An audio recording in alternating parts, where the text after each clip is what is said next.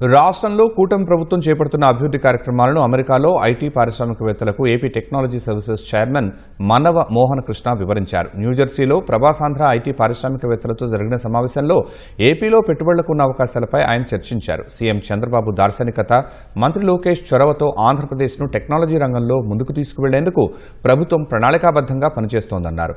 అమరావతిలో ప్రతిష్టాత్మకంగా అభివృద్ధి చేయనున్న క్వాంటమ్ వ్యాలీ రాష్ట్ర టెక్నాలజీ ప్రస్థానంలో కీలక అడుగుగా నిలుస్తుందన్నారు.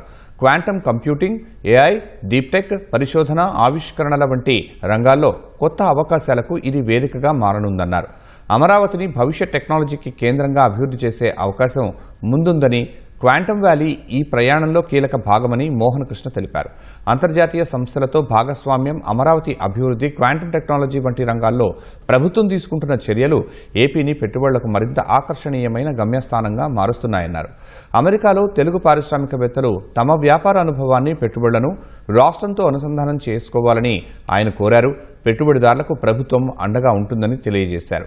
పెట్టుబడులకు అనుకూల విధానాలు, మెరుగైన మౌలిక వస్తువులు, వేగవంతమైన అనుమతులు, పరిశ్రమలకు అవసరమైన సహకారం అందించడంపై కూటమి ప్రభుత్వం ప్రత్యేక దృష్టి పెట్టిందని మోహన కృష్ణ వివరించారు.